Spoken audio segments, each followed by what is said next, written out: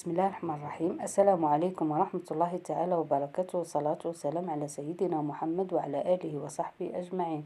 نتمنى أن هذا الفيديو يلقاكم في أحسن الأحوال ودوام الصحة والعافية للجميع.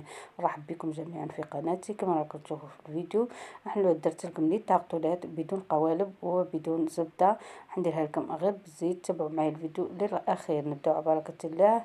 عندي نصف كاس من السكر الناعم، نصف كاس زيت، بيضة، رشة ملح، نصف ملعقة صغيرة من خميرة الحلويات، عندي فاني وعندي نشا وايضا الفارينة. نبداو بسم الله الرحمن الرحيم.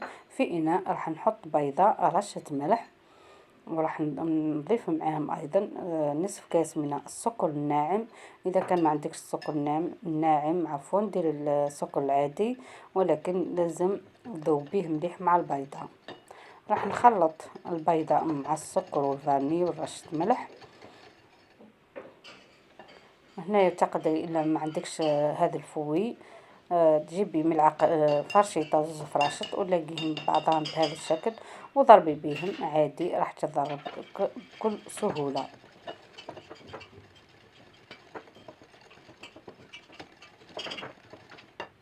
هنايا ما نحتاجوش الباتير، حنضيف نصف ملعقه صغيره من الفاني السائله، تقدري تستعملي الفاني بودر، ونضيف تدريجيا الزيت.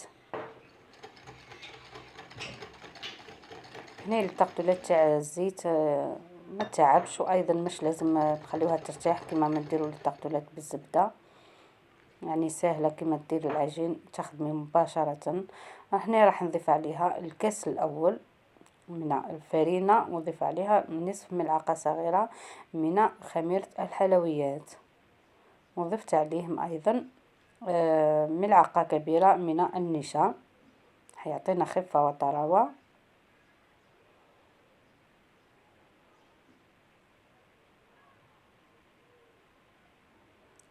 ضفت الكاس الثاني، يعني هاد المقادير خذات زوج كيسان فرينه، وكل فرينه وحسب الشرب تاعها تاع السوائل، وايضا على حساب ايضا البيضه، قادره تكون بيضه صغيره او تكون كبيره. نتوما خلطوا ضيفوا الفرينه حتى نتحصلوا على القوام المطلوب، يكون طري ماهوش قاصح. كما ما قلت لكم راح نضيف الكاس الثاني تدريجيا.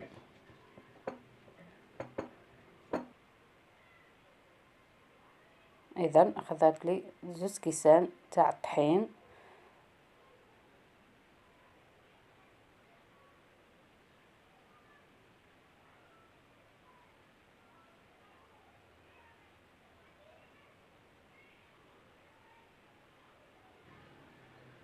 في طاولة العمل حطيت كاس بلاستيكي وضفت عليها الفرينة، وراح نخدم مباشرة العجين. هنايا مش راح نخليها ترتاح لانها تاع الزيت ماهيش تاع الزبدة. كما قلت لكم تاع الزبدة لازم ترتاح على الاقل ساعة في الثلاجة بهذا الشكل.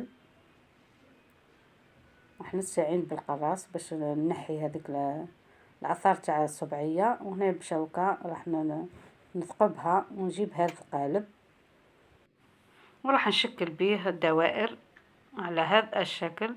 كاين الناس اللي ما عندهاش القوالب تاع الخاصين باللي تاغطولات، تقدري ديري الدوائر كما ما راني ندير انايا. واذا كان ما عندكش هذا القالب ايضا تقدري تستعملي الكاس. راح نشكلهم بهذا الشكل. درت بالسامبل ودرت ايضا بهذاك المشرشف. راح نحي كل الزوائد، وفي الاثناء هذه جبت بلا وحطيت عليه ورق الزبده،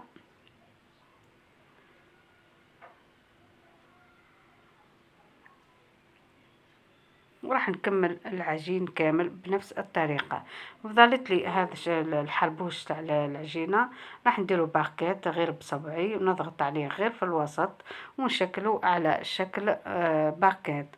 وهنايا راح نجيب كاس ونضغط في الوسط بهذا الشكل، والشكل تاعهم كما القوالب. شبهولهم لانه الاطفال بزاف يحبوا لي تارتولات، وكاين اللي ما عندهمش القوالب الخاصين باللي تارتولات. ننصحكم انكم تستعملوا هذه الطريقه مليحه بزاف. راح نثقبهم بالشوكه، وهنا الباكيت تاعي راح نعدلها في الحواف، وراني شعلت الفرن. راح نحطهم يطيبوا وياخذوا لون من الفوق ومن تحت. نخليوهم يطيبوا ونروح نديروا لا كريم باتيسير. هنا الكريمه اللي راح نديرها في الطاقطولات، عندي هنايا بيضه واحده، ضفت عليها ملعقتين من السكر العادي، نصف ملعقه من الفاني، ورشه ملح. ما نساوش ديما الرشه تاع الملح. وراح نضيف 2 ملاعق من النشا ونخلطهم مع بعض، ونضيف كاس تاع حليب.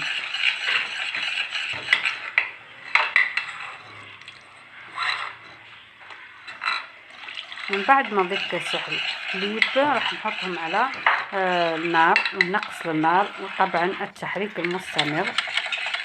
هنا بعد ما تحصلت على هذا القوام الكريمي راح نخليها تبرد، نطفي عليها ونخليها تبرد. هنا رحت فتحت الفرن ونضغط عليهم بالملعقه باش ياخذوا لي الشكل، لانها راح تنفخ شويه. راهي فيها خميره الحلويات. هنا الكريمه راهي جاهزه، راح نحطها في لابوش او الكيس الخاص بالحلويات. جات كريمه رائعه، المذاق تاعها بزاف بنين، وكان كريمه جاهزه تتباع، غير نخلطوها غير مع الحليب. هنا بعد ما طابونا وخذونا هذا اللون الرائع والجميل جدا، راح نعمرهم عادي جدا كما ما نعمر لي طاقطولات تاع القوالب. يعني طريقه بزاف سهله. راح نعمرها بهذا الشكل. وعندي هنا الفواكه، عندي الكيوي، عندي الفراز، وايضا عندي الخوخ، عندي الموز. هنا الفواكه اللي عندك حطيها.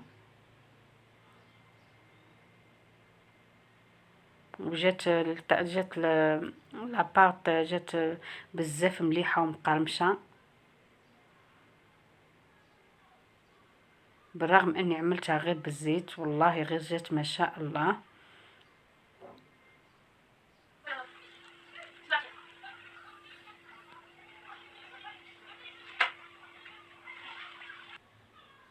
راح نحط الفواكه اللي عندي. هنا الموز، ونزين كما نحب، تزيني بالطول دائري كما ما راني ندير انايا. وفي الوسط راح نحط الفراز، وهنا راح نزين بالكيوي.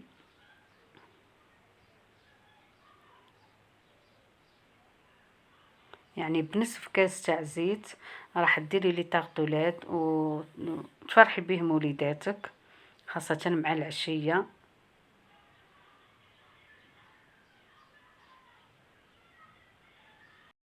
عجبتني بزاف هذا الباكيت، مالغري درتها غير بصبعي. شفتوني في الطريقه كيفاش درتها، وزدت حطيت فوق منها الكريمه والفواكه. يعني جات ما شاء الله. وايضا لاباط العجينه تاع الزيت تاع لي طاقطولات جات روعه، جات مقرمشه، جات واش نقول لكم، اقسم بالله جات تهبل. ان شاء الله تجربوها وتجربوا هذه الوصفه وهذه الطريقه تاع لي طاقطولات البسيطه جدا. يعني بكعبه خوخ وكعبه بنان وشويه فريز، راح تفرحي وليداتك وديريها مع العشيه مع القهوه والله مع التاي. نتمنى انه هذا الفيديو نال اعجابكم ورضاكم، والى الملتقى، والسلام عليكم ورحمه الله تعالى وبركاته.